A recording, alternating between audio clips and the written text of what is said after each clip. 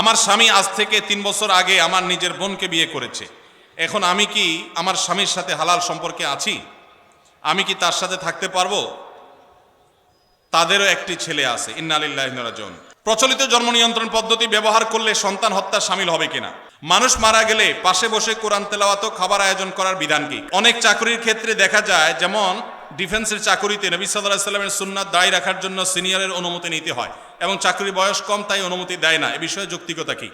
শুধু মহিলাদের জন্য আলাদা মসজিদ করার সহি দলিল কি? সহি তো দূরের কথা, জাল দলিলও তো নাই। বিভিন্ন রেস্টুরেন্টে, বিশেষত চাইনিজ রেস্টুরেন্টগুলোতে সি ফুডের নামে যে কাঁকড়া, অক্টোপাস, স্কুইড বা এরকম সামুদ্রিক প্রাণী খাওয়ানো হয়, বিশেষ করে কাঁকড়া খাওয়া শরীর দৃষ্টিতে বৈধ কিনা? মেসেঞ্জার গ্রুপ চ্যাটিংয়ে SMS এর মাধ্যমে ইজাব কবুল হয়েছে। 2 জন সাক্ষীও ছিল মেসেঞ্জারে, কোনো মোহর উল্লেখ করা হয়নি। এখন বিবাহ হয়েছে কিনা? মেয়ের বয়স 13 বছর। কেউ কোনো অন্যায় করলে তাকে যে কেউ শাস্তি দিতে পারবে কিনা? আমাদের দেশে কেউ মারা গেলে 40 বা জমাত খাওয়ানো হয়, এটা জায়েজ আছে কিনা? এরপরে প্রশ্ন, বড় বড় আলেম ওলামা পরামর্শ দেন যারা মাদ্রাসায় খেদমত করেন আপনারা খেদমতের পাশাপাশি ছোটখাটো ব্যবসা করবেন। আমরা যারা হিফজ বিভাগে খেদমত করি আমাদের ক্লাস রুটিন এমনভাবে সাজানো, এর মধ্যে অন্য কিছু করার সময় থাকে না এবং আমাদের বেতন সব থেকে কম। এই টাকা দিয়ে সংসার চালাতে খুবই কষ্ট হয়। এখন আমাদের করণীয় কি? হাত পা সচল ও কাজ করার ক্ষমতা আছে, তারপরে ভিক্ষা করে তাদের পেশা হয়ে দাঁড়িয়েছে, তাদেরকে জেনে শুনে ভিক্ষা না দিলে কি গুনাহ হবে কিনা? বিভিন্ন ইসলামী অনুষ্ঠান অর্থাৎ মাহফিলকে কেন্দ্র করে পাড়া মহল্লা এবং বিভিন্ন হাট বাজারে চাঁদা তুলে মাহফিলের আয়োজন করে, এটা ইসলাম কতটুকু সমর্থন করে? খাতনার অনুষ্ঠানে গোশতের পরিবর্তে বারবার ঝোল দেওয়ার কারণে সংঘর্ষে 4 জন আহত হয়েছেন। এই ন্যারো মানসিকতা আমাদের দেশে দিন দিন বেড়ে চলেছে, এর কারণ কি বলে আপনি মনে করেন? সালাম দিলে কত নেকি এবং সালামের উত্তর দিলে কত নেকি হয়, এ বিষয়ে আপনার মতামত জানতে চাচ্ছি। আমাদের গ্রামে সালাম নিয়ে নতুন করে ফিতনা হচ্ছে, এটা আবার কি? কাজী অফিসে গিয়ে উভয় পক্ষের সম্মতিতে 3 তালাক বলে বিবাহ বিচ্ছেদ করলাম, এখন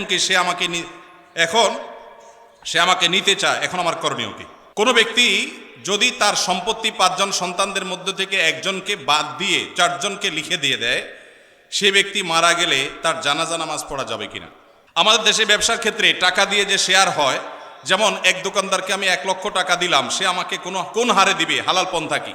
কোনো একদল লোক অস্থায়ীভাবে কোনো এক অফিসে অবস্থান নিয়েছে, নিরাপত্তাজনিত কারণে তারা জুমার নামাজের জন্য পার্শ্ববর্তী মসজিদে না গিয়ে স্বস্থানে জুমার নামাজ আদায় করে। এখন জানার বিষয় হলো তাদের জুমার নামাজ সহি হয় কিনা।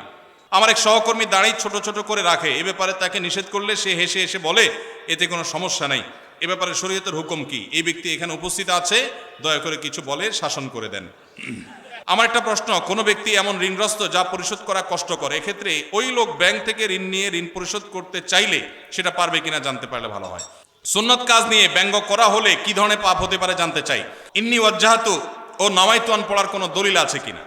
এখানকার জনপূর্ণ স্থান অধিকাংশ সময় আমাদের কিছু সংখ্যক বোনদের অশালীন পোশাকের উচ্ছৃঙ্খল অবস্থা, অবাধ মেলামেশা, আবার অনেক সময় সিগারেট হাতে দেখা যায়। এই অবস্থায় তাদের পরিত্রাণ এবং করণীয় ও অভিভাবকদের দায়িত্ব কি হতে পারে? ধূমপান বা অ্যালকোহল পান করলে কি নামাজ হবে কিনা? বা আমরা অনেকের কাছে শুনেছি যে 40 দিন যাবৎ নামাজ হবে না, এটা কতটুকু সত্য? আর এটার ব্যাখ্যাও জানতে চাচ্ছিলাম। দেখুন, একটি হাদিস রয়েছে, নবী সাল্লাল্লাহু আলাইহি সাল্লাম বলেছেন, কেউ যদি নেশা গ্রহণ করে, নেশা জাতীয় কোনো দ্রব্য গ্রহণ করে এবং সে যদি নেশাগ্রস্ত হয়, 40 দিন যাবৎ তার ইবাদত কবুল হবে না, নামাজ কবুল হবে না। তো এই হাদিসে নেশাগ্রস্ত হওয়ার কথা বলা হয়েছে। ধূমপান করা গুনাহ, এটা জায়েজ নাই, এ বিষয়ে তেমন কোনো মতপার্থক্য আলেমদের মধ্যে নাই। আপনারা জানেন আমাদের দেশে কয়েকটা রোগের কারণে মানুষের মৃত্যুর হার, স্বাভাবিক মৃত্যুর হার কমে ভয়াবহভাবে মৃত্যুর হার বেড়ে চলেছে। এর মধ্যে অন্যতম হলো ক্যান্সার। আমাদের সমাজে আগে এক একটা ইউনিয়নে একজন ক্যান্সারের রোগী খুঁজে পাওয়া কঠিন হতো, এখন ঘরে ঘরে ক্যান্সারের রোগী। আপনি খোঁজ খবর নিলে দেখবেন 2-4-5টা ফ্যামিলির মধ্যে, আত্মীয় স্বজনের চেইনের মধ্যে একজন ক্যান্সারের রোগী পাওয়া গেছে। ক্যান্সারের যত কারণ আছে এর মধ্যে সবচেয়ে বড় কারণ হলো এই মাদক। এমনকি যারা পানের সাথে জর্দা খান, সাদা পাতা খান, ক্যান্সারের কারণ। ডাক্তাররা সতর্ক করেন কিন্তু আমরা শুনি না। যারা ধূমপান করছেন তারা নিজেদেরকে ধ্বংসের দিকে ঠেলে দিয়েছেন। এই জন্য এটাকে সারা বিশ্বের সমস্ত ওলামা একরাম ঐক্যবদ্ধভাবে এটাকে নাজায়েজ বলেছেন। অনেক ওলামা একরাম এটাকে হারাম বলেছেন। এই জন্য এমনিতে ধূমপান করা নাজায়েজ কথা, গুনাহের কথা। পাশাপাশি কেউ যদি নেশাগ্রস্ত হয়ে যায় তাহলে তার 40 দিনের ইবাদত কবুল হবে না, সে কথাও হাদিসে আছে। বিধায় এটা থেকে বেঁচে থাকা দরকার। আমাদের যে সমস্ত ভাইয়েরা ধূমপানের বদভ্যাসে এখনো আছেন, অনেকেই আছে, এই মাহফিলে হয়তো থেকে থাকতে পারেন, তাদের সংশোধনের জন্য সবচেয়ে বড় সুযোগটা সামনে আসছে রমজান মাস। রমজান মাসে মানুষ 12 থেকে 14-16 ঘন্টা এমনি রোজা রাখে, আবার ঘুমে থাকে রাতে প্রায় 6 ঘন্টা, তাহলে 14 আর 6 20 ঘন্টা। তারাবির নামাজ এবং অন্যান্য ইফতার সাহারি এগুলো মিলে যদি আরো 1 ঘন্টাও ধরেন তাহলে 21 ঘন্টা। আর বাকি থাকে কয় ঘন্টা দিনের? মাত্র 3 ঘন্টা যদি কষ্ট করে জিম খিসে কেউ নিজেকে নিয়ন্ত্রণ করতে পারে তাহলে 30 দিন তার ধূমপান ত্যাগ করার অভ্যাস গড়ে উঠবে ইনশাআল্লাহ। অনেক ভাই আছেন ধূমপান ত্যাগ করতে চান, কিভাবে করবেন তিনি জানেন না। রমজান মাস হলো তার সবচেয়ে বড় সুবর্ণ সুযোগ, চাইলেই এই বদভ্যাস ত্যাগ করা যায়। আল্লাহ আমাদেরকে তৌফিক দান করুন। এরপরে প্রশ্ন, বড় বড় আলেম ওলামা পরামর্শ দেন যারা মাদ্রাসায় খেদমত করেন আপনারা খেদমতের পাশাপাশি ছোটখাটো ব্যবসা করবেন। আমরা যারা হিফজ বিভাগে খেদমত করি আমাদের ক্লাস রুটিন এমনভাবে সাজানো এর মধ্যে অন্য কিছু করার সময় থাকে না, এবং আমাদের বেতন সব থেকে কম। এই টাকা দিয়ে সংসার চালাতে খুবই কষ্ট হয়। এখন আমাদের করণীয় কি? এই প্রশ্ন যে ভাই দিয়েছেন খুবই প্রাসঙ্গিক এবং খুবই প্রয়োজনীয় প্রশ্ন দিয়েছেন। আমাদের দেশে হিফজখানা শিক্ষকদের প্রতি অনেক ক্ষেত্রে অবিচার করা হয়। এখানে অনেক মাদ্রাসার পরিচালক আমার ভাইরা আছেন, ওলামা একরাম আছেন। বিনয়ের সাথে বলতে চাই, মাদ্রাসার সংখ্যা, ছাত্রের সংখ্যা না বাড়িয়ে আল্লাহর ওয়াস্তে করজোড় করে অনুরোধ করি কোয়ালিটি বাড়াবার চেষ্টা করেন। আসুন্নাহ ফাউন্ডেশনের তরফ থেকে আমরা চাইলে 2-10-20টা দাওরা হাদিস মাদ্রাসা আল্লাহর ফজলে 1 বছরে করে ফেলা কোনো ব্যাপার না। আমাদের একটা বাচ্চাদের মাদ্রাসা আছে, বাচ্চাদের। ঢাকা একটা ব্রাঞ্চ, কুমিল্লা একটা ব্রাঞ্চ। ঢাকায় 600-650 ছাত্র আছে।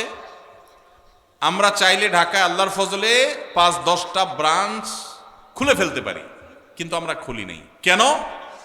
একটা দিয়েছি, বছর 3 হচ্ছে, আরো 1-2 বছর 3 বছর এই মাদ্রাসার শিক্ষকদের একজন একজন করে ঘষা মাজা দিয়ে তাকে আমরা যেই শিক্ষকের স্বপ্ন দেখি, আমরা ছোটবেলা যে উস্তাজদের দর্দে দিল অনুভব করতাম সেরকম উস্তাজ গড়ে তুলব, সেরকম মোহতামিম প্রিন্সিপালকে গড়ে তুলব, অভিভাবকদেরকে গড়ে তুলব। আল্লাহ তৌফিক দিলে ইনশাআল্লাহ এরপরে আমরা ব্রাঞ্চ খুলব।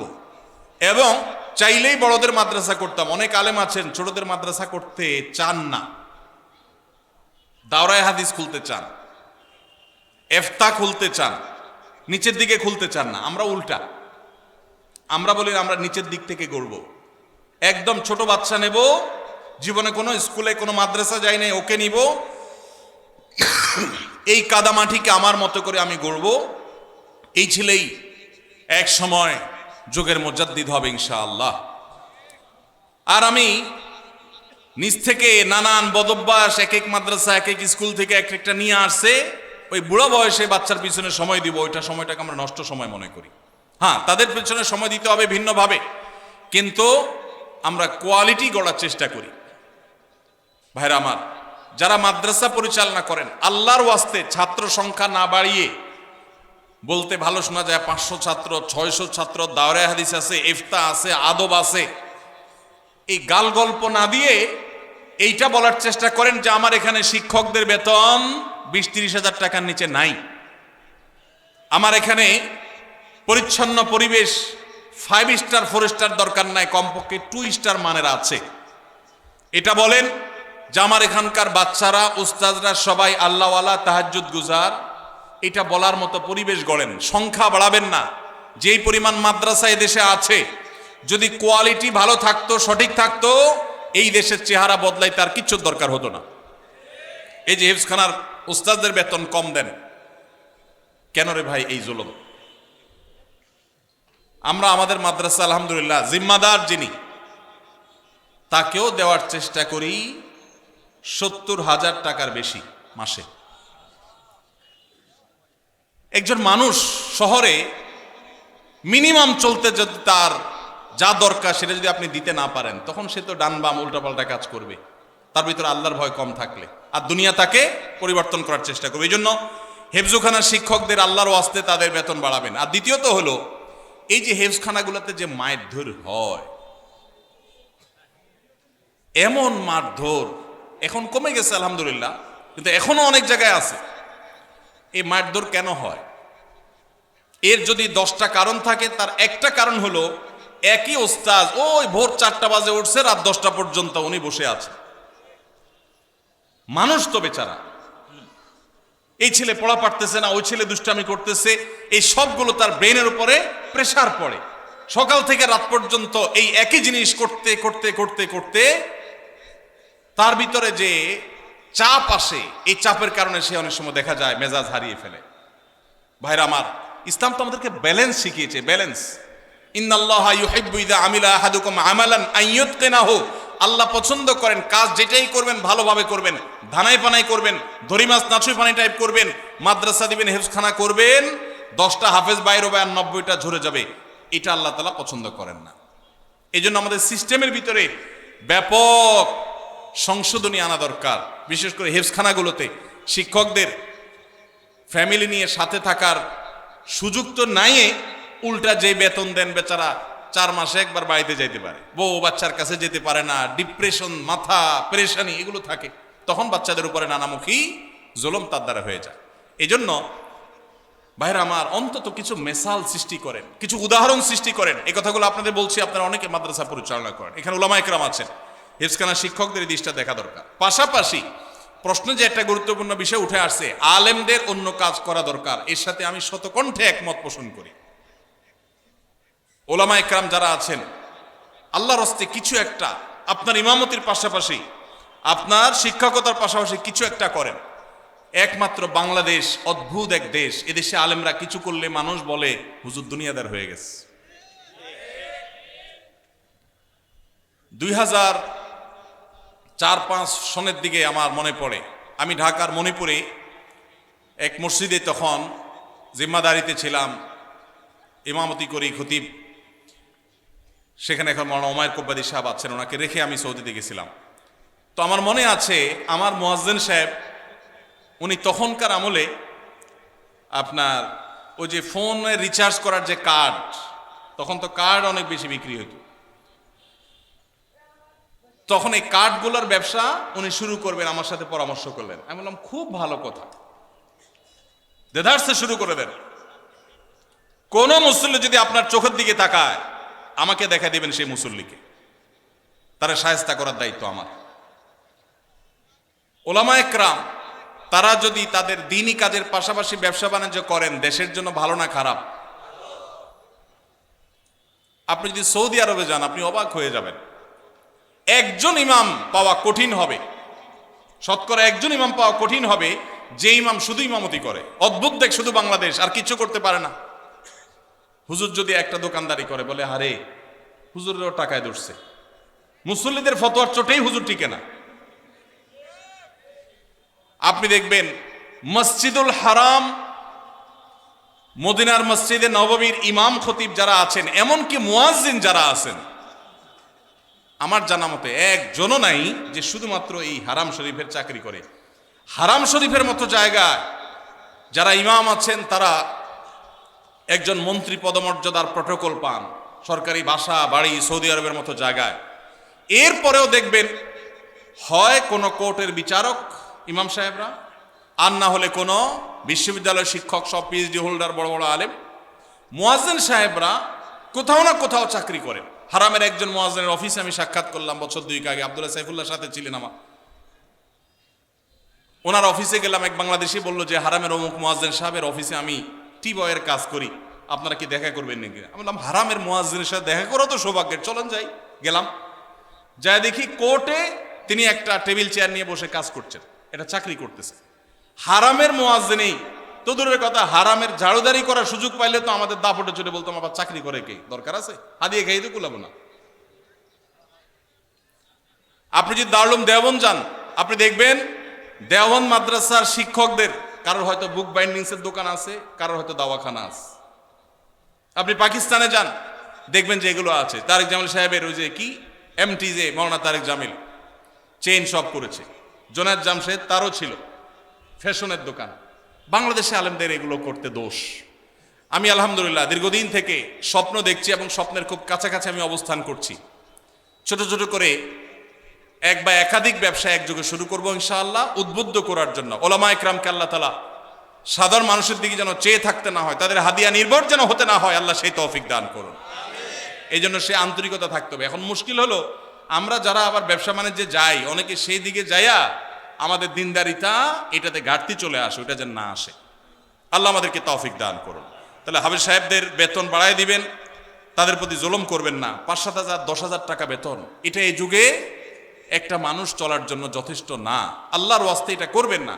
মাদ্রাসা যারা পরিচালনা করেন, যতটুকু পারবেন ততটুকু করিবেন। আপনারা বলছে কে 500 ছাত্র ভর্তি করতে? আপনারা বলছে কে দাঁড়া পর্যন্ত খুলে বসে থাকতে? আপনি যতটুকু চাপ নিতে পারেন ততটুকু নেন, আল্লাহ তাআলা বারাকা দিবেন ইনশাআল্লাহ। আল্লাহ আমাদেরকে তৌফিক দান করুন।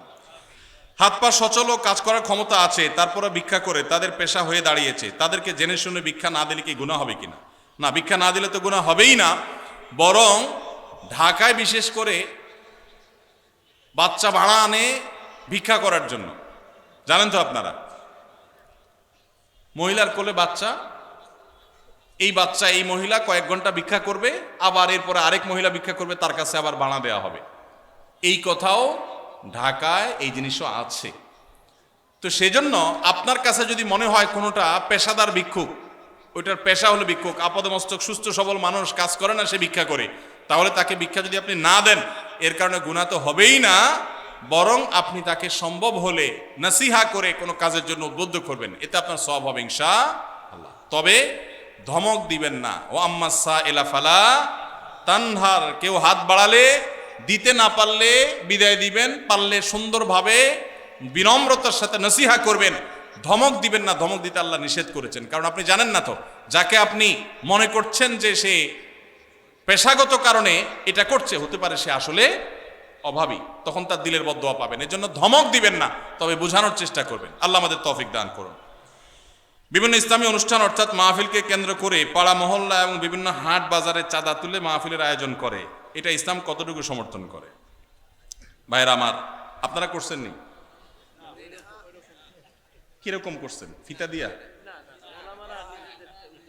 মাশাআল্লাহ মাশাআল্লাহ, এটা একটা মেসালে মাহফিল। এই মাহফিল এটা হয় নাই, আল্লাহ শুকর।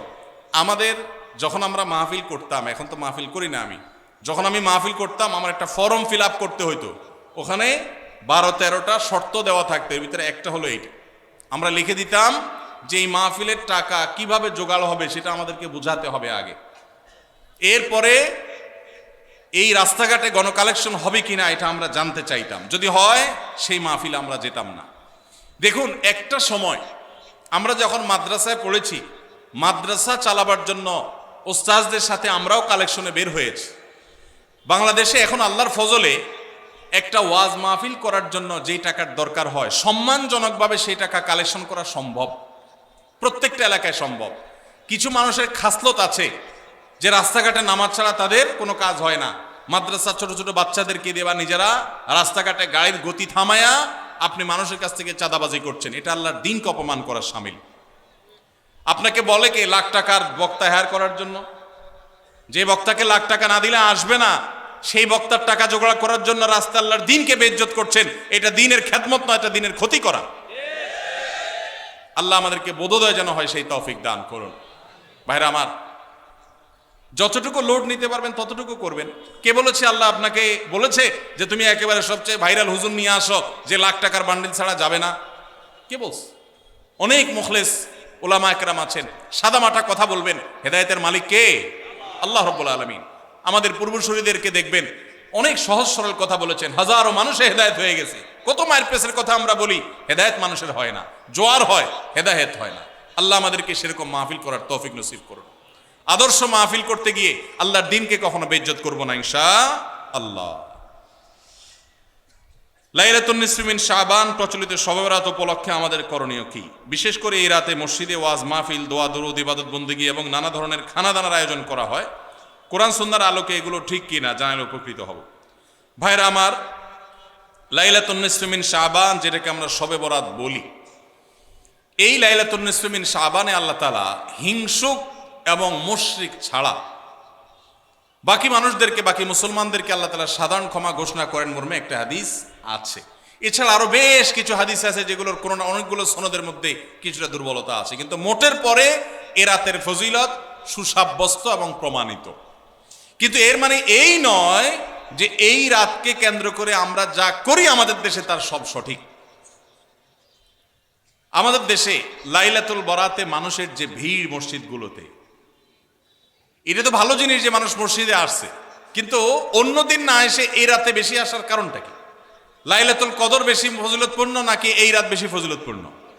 লাইলাতুল কদরের সাথে কোনো তুলনা চলবে?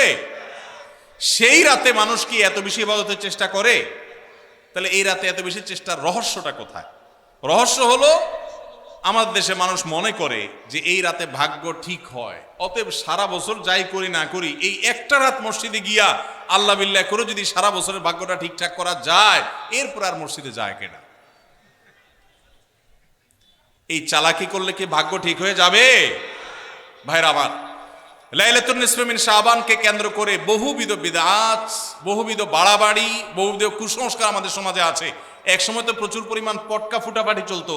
আলহামদুলিল্লাহ প্রশাসনের ভাইয়েরা প্রতি বছর নিষেধাজ্ঞা আরোপ করেন এবং এটা অনেকটা কমেছে, যেটা আমাদের নিরাপত্তা হুমকির মধ্যে আমাদেরকে ফেলে। দ্বীনের নামে আমরা কখনো সেগুলো করতে পারি না। অনেক মসজিদে আলোকসজ্জা করা হয়, আলোকসজ্জা তো আপনি এমনিই করেন সারা বছর, কিন্তু এই রাতকে কেন্দ্র করে আলাদা করে আলোকসজ্জা করা, এই রাতকে কেন্দ্র করে ওই যে হালুয়া রুটি খাওয়ার একটা ব্যাপার এখনো আমাদের দেশে কোথাও কোথাও আছে। অনেকে মনে করে নবীজির দাঁত মোবারক শহীদ হয়েছেন উহুদের ময়দানে, তো তিনি হালুয়া খাইছেন, সেজন্য আমরা ভালো দাঁতে হালুয়া খাই। নবীজির দাঁত ভাঙে হালুয়া খাইছেন, আমাদের আস্ত দাঁতে আমরা কি খাই? হালুয়া খাই।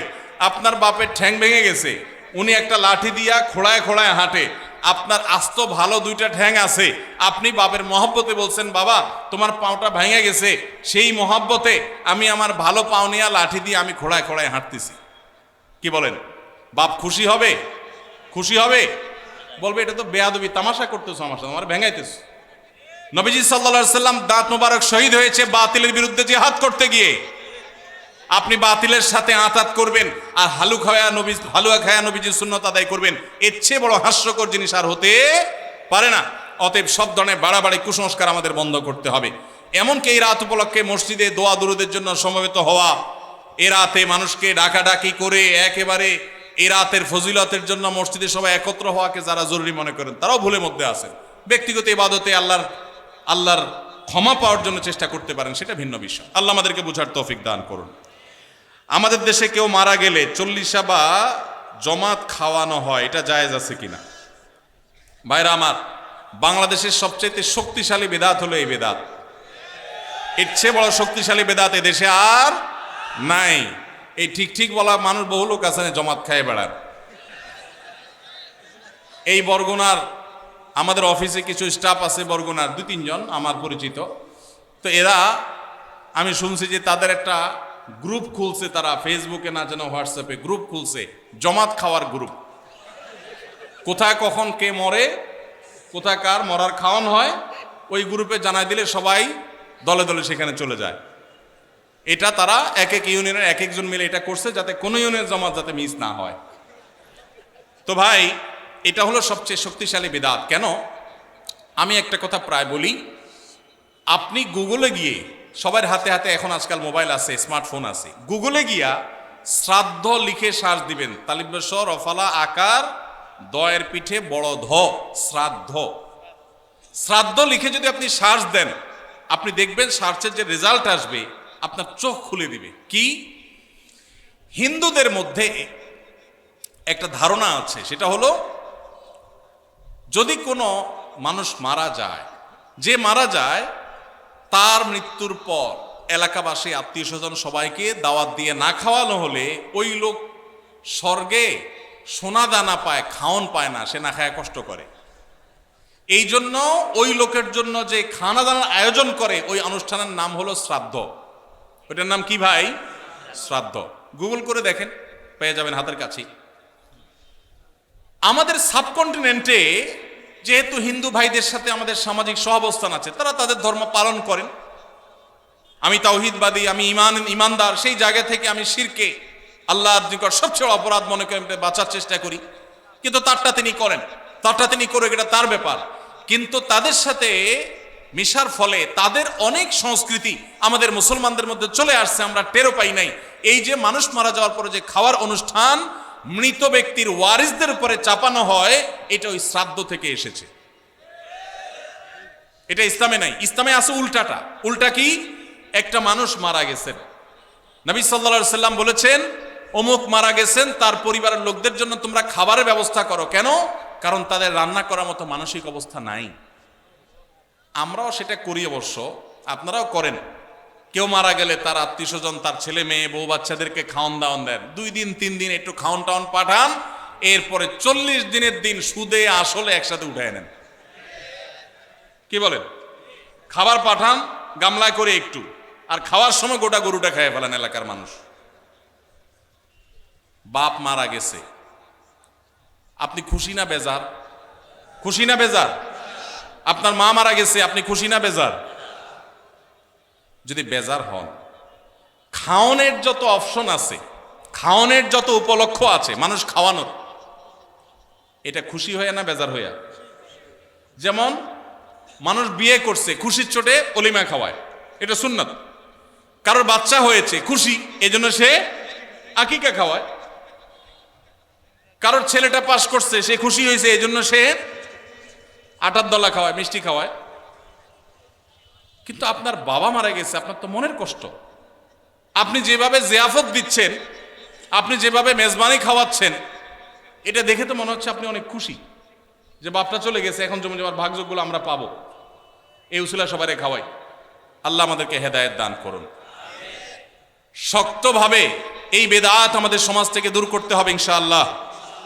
আমাদের সচেতন হতে হবে। আপনার বাবা মা মারা গেছেন, ওনাদের জন্য আপনি কি করবেন? দোয়া করবেন, ইস্তেগফার করবেন, চোখের পানি ফেলবেন, দান সাদাকা করবেন। মাদ্রাসায় এতিম গরিব ছাত্ররা আছে, একবেলা খাবার টাকা দিয়ে দেন। মসজিদে কিছু ইট কিনে দেন, মসজিদের জায়গা কিনবে, সেখানে টাকা দিয়ে দেন। একজন গরিব মানুষকে কিছু টাকা দিয়ে দেন। মুর্দার তরফ থেকে সাদাকা করলে তার সব মুর্দা পায়, সেটা আপনি করেন। কিন্তু এই যে অন্য ধর্মের মানুষদের মতো করে খাবার অনুষ্ঠান যেটা করছেন, এটা সুন্নাহর খেলাফ। সুন্নাহ হলো মৃত ব্যক্তির পরিবারকে খাওয়ানো, তাদের কাছ থেকে খাওয়াটা সুন্নাত নয়। আল্লাহ আমাদেরকে বুঝার তৌফিক দান করুন। মুশকিল হলো এটা যদি আপনি না করেন, আজকের ওয়াজ শোনার পর এলাকাবাসী বলবে অমুক লোকটা মারা গেছে, কি ছেলে মেয়ে রেখে গেছে, কারো একটা হাত ধোয়াইলো না। বলবে কি না বলেন? কেন আপনার হাত আরেকজন ধোয়াইতে হবে? আপনার হাত কি লুলা হয়ে গেছে? হ্যাঁ, আরেকজন হাত ধোয়াইতে হবে, নিজের হাত নিজে ধুতে পারেন না? হাত ধোয়ানো মানে খাওয়ান আর কি, তাই না? এলাকাবাসী বহু কিছু বলবে, কিন্তু আপনি অটল থাকবেন যে আমি ইনশাআল্লাহ এগুলা করব, আমার বাবার জন্য মায়ের জন্য যেটা করলে সওয়াব হবে সেটা আমি করব। নবীজি সাল্লাল্লাহু আলাইহি সাল্লামের কাছে এক সাহাবী এসে বললেন, ইয়া রাসূলুল্লাহ, আমার মা মারা গেছেন, আফা আহুজ্জু আনহা, আমি কি তার পক্ষ থেকে হজ করতে পারি? নবীজি বলেছেন, নাম, অবশ্যই করতে পারো। এগুলো হলো সুন্নাত। আমরা সুন্নাত বাদ দিয়ে এখন বেদাতকে আলিঙ্গন করে ফেলেছি। আল্লাহ আমাদেরকে হেদায়েত দান করুন। খাতনার অনুষ্ঠানে গোশতের পরিবর্তে বারবার ঝোল দেওয়ার কারণে সংঘর্ষে 4 জন আহত হয়েছেন। এই ন্যারো মানসিকতা আমাদের দেশে দিন দিন বেড়ে চলেছে। এর কারণ কি বলে আপনি মনে করেন? ভাইরা আমার, পত্রপত্রিকায় নিউজ হয়েছে এই বিষয়ে, আমার যতটুকু মনে পড়ে আমিও দেখেছি, আপনারাও হয়তো অনেকে দেখেছেন। এটা অবশ্য নতুন না। বিয়ের বাড়িতে চিংড়ির সাইজ যা দেওয়ার কথা ছিল বা এক্সপেক্ট ছিল তার চেয়ে একটু ছোট, এই কারণে মারামারিতে 1 জন নিহত। এ ধরনের ঘটনা প্রায় আপনারা শুনেন না পত্রপত্রিকায়। স্ত্রীকে জামাটা ইস্তারি করে দিতে বলছে, বেচারি ভুলে গেছে, এই জন্য তালাকি দিয়ে দিস। শুনেন কি শুনেন না? এই যে অসহনশীলতা, এই যে অসহিষ্ণুতা, এটা আমাদের সমাজে বাড়ছে। বিশেষ করে প্রশ্নে যেটাতে আসছে যে খাতনার অনুষ্ঠানকে কেন্দ্র করে এটা হয়েছে, কেন এটা হয় ভাই? এর দুইটা কারণ আমার কাছে মনে হয়।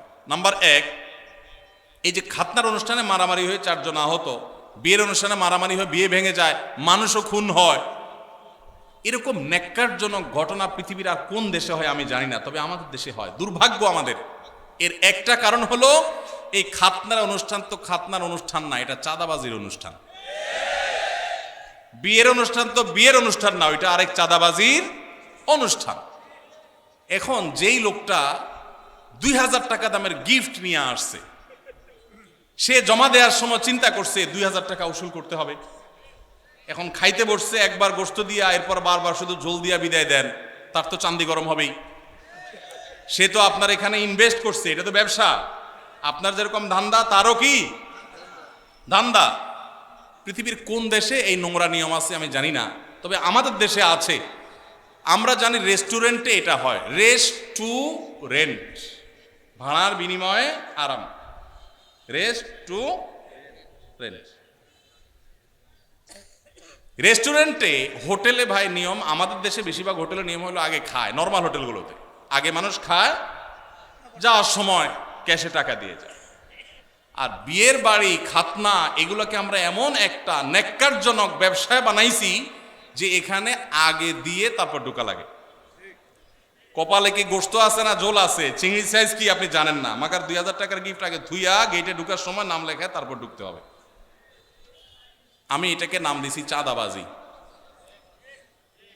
ডাকাত রাস্তায় ডাকাতি করার সময় একটা ছুরি হাতে রাখে, একটা পিস্তল রাখে।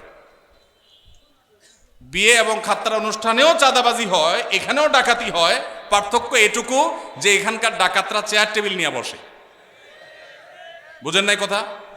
সাধারণ ডাকাতরা অস্ত্র নিয়ে ধরে, আর এখানে চেয়ার টেবিল খাতা কলম নিয়ে, হ্যাঁ ঢুকতেছেন, বলেন কি নাম, কি আনছেন দেন। এই জন্য এই সমস্ত দাওয়াত পাইলে মানুষের মন খারাপ হয়। অনেক মধ্যবিত্ত, নিম্ন মধ্যবিত্ত মানুষ আছে, নিজে চলতে কষ্ট হয়, কিন্তু বিয়ের একটা কার্ড ধরাই দিছে, খাতনা একটা কার্ড ধরাই দিছে, না গেলে বলবে বকিল, আর গেলে টাকা দিতে হবে। খাবে না 500 টাকা, দিতে হবে 2000 টাকা। এটা কি জায়েজ না না জায়েজ কাজ? যুবক ভাইয়েরা যারা বিবাহ করেন নাই, বাবাজিরা যারা ছেলে মেয়েকে বিবাহ করাবেন, আল্লাহর ওয়াস্তে দীপ্ত কণ্ঠে শপথ করেন এবং মনে মনে সংকল্প করেন, আমরা ইনশাল্লাহ এই অনাচার এই সমাজ থেকে দূর করব। আপনি খাতনা করাবেন, খাতনা অনুষ্ঠান করবেন, কয়েকজন মানুষকে মেহমানদারি করবেন, ভালো জিনিস খাওয়ান, অসুবিধা নাই তো, কোনো আলেম নিষেধ করেন নাই তো এটা। কিন্তু আপনি সেটাকে ব্যবসা বানায় নিছেন। আপনার যদি খাবারের ব্যবসা করার এত প্ল্যানই থাকে, এই দাওয়াতের নামে নাটক না করে আপনি রেস্টুরেন্ট খুলে বসেন, খানা বেচবেন, 500 টাকার খানা খাওয়াবেন, হাদিয়া নেবেন 2000। অনেক জায়গায় আগে থেকে যোগ বিয়োগ করা হয়, মেহমান দাওয়াত দিব 500, খরচ হবে এত, এক একজন এবারে যে 1000 করে আনলো, লাভ থাকবে এত। এটা কি ব্যবসা না? ব্যবসা না?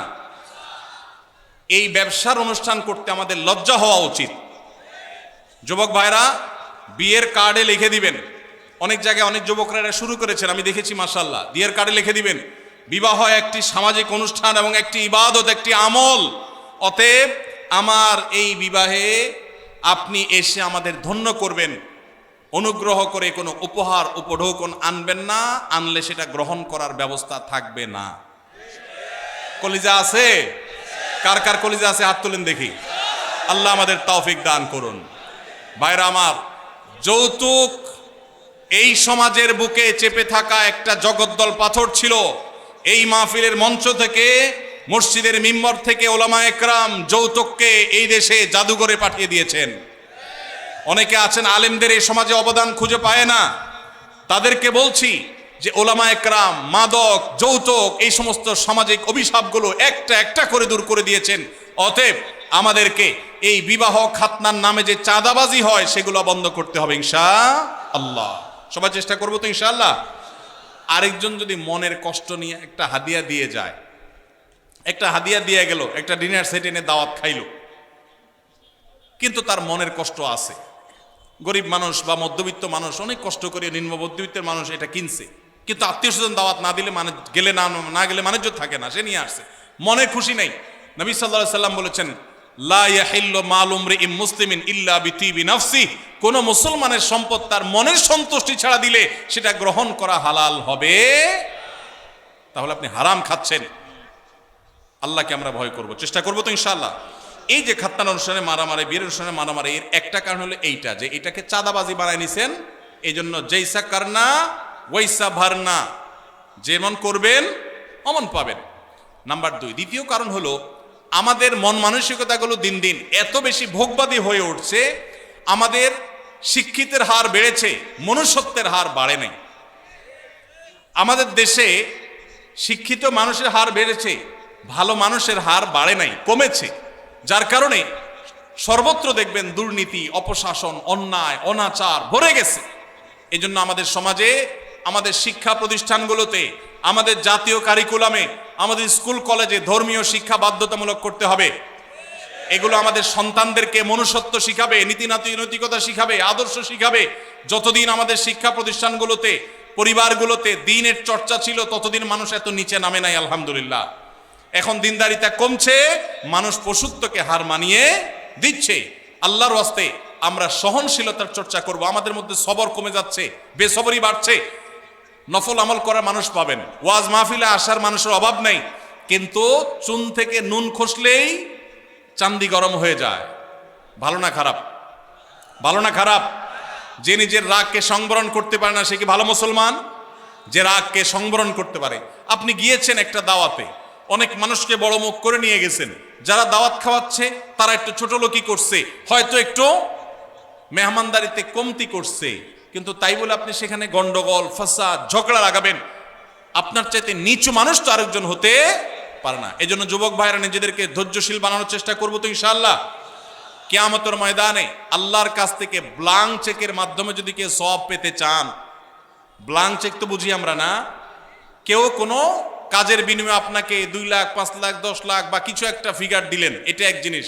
আরেকটা হলো চেকে সই করে খালি চেক দিয়ে দিছে, অঙ্ক তুমি বসায় নয়, যা খুশি। তো এর চাইতে বড় বিনিময় আর হতে পারে? আল্লাহ রাব্বুল আলামিন কিয়ামতের ময়দানে ব্লাঙ্ক চেকের মতো বিনিময় দিবেন, একটা আমলের বিনিময়। বলবো সেটা কোনটা? আল্লাহ বলেছেন কোরআনে, ইন্নামা ইউওয়াফাস সাবিরুনা আজরাহুম বিগাইরি হিসাব। ধৈর্যশীলদের, যারা নিজেদেরকে সংবরণ করতে পারে, চান্দি গরম হলে উল্টাপাল্টা বলে ফেলে না, করে না, সবসময় সবর করে। সবরের যে 3টা প্রকার আছে, ইবাদত করতে গিয়ে সবর, পাপ কাজ ছাড়তে গিয়ে সবর। সবাই ভ্যালেন্টাইন ডে উপলক্ষে সাথীরা, বন্ধুরা অপকর্মে লিপ্ত হয়, সে তার জীবনকে বাঁচাবার জন্য, চরিত্রকে বাঁচাবার জন্য সংগ্রাম করে বেড়ায়, এটা একটা সবর। মাথা রক্ত উঠার মতো কাজ হয়েছে, কিন্তু সে নিজেকে ধরে রাখতে পারে, হজম করে, সবর করে, এটা সবচেয়ে বড় সবর। তো এই যে সবর যারা করে, আল্লাহ বলেছেন ইন্নামা ইউওয়াফাস সাবিরুনা, ধৈর্যশীলদেরকে বিনিময় দেয়া হবে আজরাহুম বিগাইরি হিসাব, কোনো হিসাব ছাড়া, ব্ল্যাঙ্ক চেক। আল্লাহ আমাদেরকে ধৈর্যশীল হওয়ার তৌফিক দান করুন। নামাজি মুসলমান পাবেন, দাড়ি লম্বা আলা মুসলমানও পাবেন, জুব্বা টুপি আলা মুসলমানও পাবেন, আলেম মুসলমানও পাবেন, কিন্তু ধৈর্যশীল মুসলমানের সংখ্যা অনেক কম, অনেক কম। আল্লাহ আমাদের ধৈর্যশীল হওয়ার তৌফিক দান করুন। সালাম দিলে কত নেকি এবং সালামের উত্তর দিলে কত নেকি হয়, এ বিষয়ে আপনার মতামত জানতে চাচ্ছি। আমাদের গ্রামে সালাম নিয়ে নতুন করে ফিতনা হচ্ছে, এটা আবার কি? সালাম নিয়ে আবার কি ফিতনা হয়? হ্যাঁ ভাই, সালাম যে আগে দিবে আল্লাহ তাআলা তাকে কত নেকি দিবেন, আর যিনি সালাম পরে দিবেন, সালামের জবাব দিবেন যিনি, 10। এটা তো হাদিসে সুসাব্যস্ত, এটা নিয়ে তো ইখতিলাফ করার কিছু নেই। যিনি সালাম আগ বেড়ে দিবেন তার ফজিলত বেশি, যিনি নিবেন তার ফজিলত কম। কেউ কোনো অন্যায় করলে তাকে যে কেউ শাস্তি দিতে পারবে কিনা? ভাইরা আমার, কোথাও কোনো অপরাধ হচ্ছে, কেউ কোনো অন্যায় কাজে লিপ্ত, তার সে অন্যায়ের শাস্তি আপনি নিজে হাতে দিবেন কিনা, অর্থাৎ আইন হাতে তুলে নেবেন কিনা? এই প্রশ্ন উত্তরে বলতে চাই, এখানে 2টা জিনিস আছে। একটা হলো অন্যায় দেখলে বাধা দেওয়া, যেটাকে নাহি আনিল মুনকার বলেছে কোরআন। এই নাহি আনিল মুনকারটা আমাদের উপরে কর্তব্য। নবী সাল্লাল্লাহু আলাইহি ওয়াসাল্লাম বলেছেন, মান রাআ মিনকুম মুনকারান ফালইয়ুগাইয়িরহু বিয়াদি ফাইল্লাম ইয়াস্তাতি' ফাবিলিসানি ফাইল্লাম ইয়াস্তাতি ফাবিকলবি ওয়া যালিকা আদআফুল ঈমান। কোথাও কোথাও কোনো অনাচার দেখেছেন, কোনো অন্যায় দেখেছেন, আপনার দায়িত্ব হলো হাত দিয়ে সেটাকে থামিয়ে দেওয়া। এর মানে কিন্তু আইন হাতে তুলে নেওয়া না। এর মানে অন্যায়কারীকে শাস্তি দিয়ে শাস্তি কার্যকর করা নয়, তার বিচার করা নয়।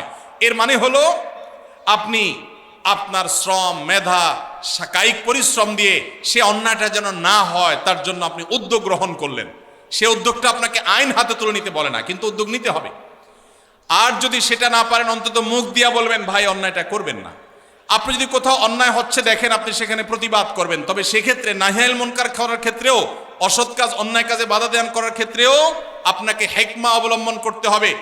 আপনাকে সর্বোচ্চ উপায় অবলম্বন করতে হবে, যথাযথ উপায়।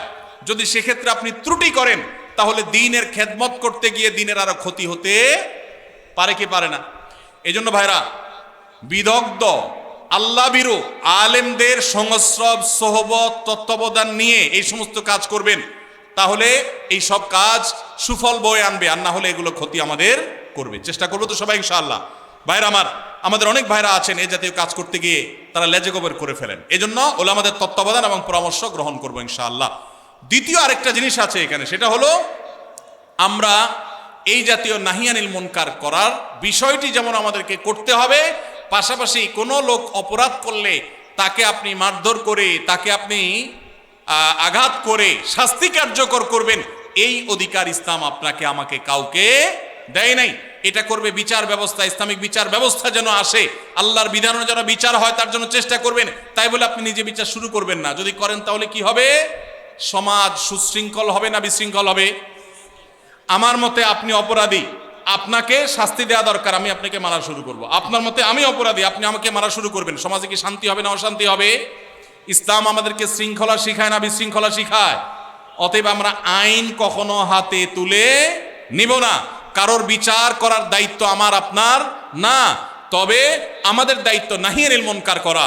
আমরা একদিকে দেখা যায় অনেকে বিচারের কাজ নিজের হাতে তুলে নেন, আবার অনেককে দেখা যায় তারা নাহিয়ানিল মুনকারটা পর্যন্ত করেন না। আল্লাহ আমাদেরকে ব্যালেন্স করার তৌফিক দান করুন। চেষ্টা করবো তো ইনশাআল্লাহ। ভাইরা আমার, আমরা অনেকে মনে করি না আমরা বিচার করে ফেলবো।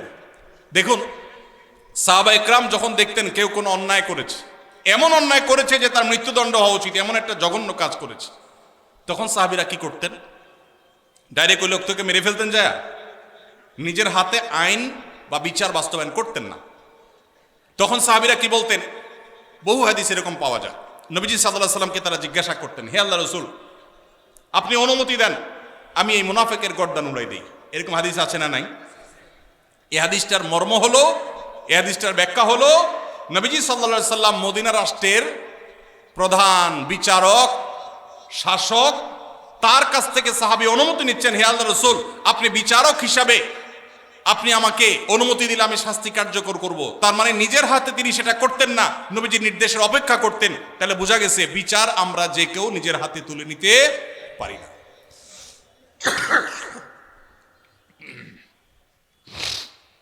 কাজী অফিসে গিয়ে উভয় পক্ষের সম্মতিতে 3 তালাক বলে বিবাহ বিচ্ছেদ করলাম, এখন কি সে আমাকে নিতে চায়, এখন আমার করণীয় কি? ভাইরা আমার, তালাকের মাসআলা এই বরগুনাতে দাওরা হাদিস মাদ্রাসা আছে না নাই? আছে। বড় বড় মসজিদ আছে যেখানে বড় বড় মুফতি সাহেবরা আছেন। এগুলো ওলামাদের কাছে গিয়ে জিজ্ঞাসা করবেন। শর্টকাট সব মাসালার উত্তর এই সংক্ষিপ্ত ভাষণে জানতে আসবেন না, কারণ তালাকের মাসালা এভাবে দিলে ভুল হতে পারে। এখানে কনভারসেশন লাগবে, আপনাকে আর অনেক প্রশ্ন করতে হবে, ডিটেইল লাগবে, তারপর উত্তর দিতে হবে। এই জন্য তালাকের প্রশ্ন উত্তর সাধারণত আমরা সংক্ষিপ্ত প্রশ্ন উত্তরে ভাষণে দেই না। এই জন্য ওলামাদের শরণাপন্ন হবেন, সব কিছু শর্টকাটে জানার চেষ্টা করবেন না। কোনো ব্যক্তি যদি তার সম্পত্তি 5 জন সন্তানদের মধ্য থেকে একজনকে বাদ দিয়ে 4 জনকে লিখে দিয়ে দেয়, সে ব্যক্তি মারা গেলে তার জানাজা নামাজ পড়া যাবে কিনা? ভাইরা আমার, আমাদের দেশে অনেকে এই কাজটা করেন,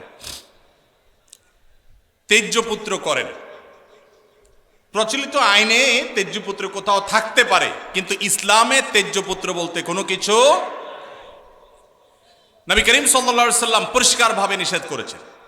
কোনো মুসলমান অন্য মুসলমানকে ত্যাগ করে চিরকালের জন্য তার সাথে সম্পর্ক ছিন্ন করে ফেলবে, এটা জায়েজ।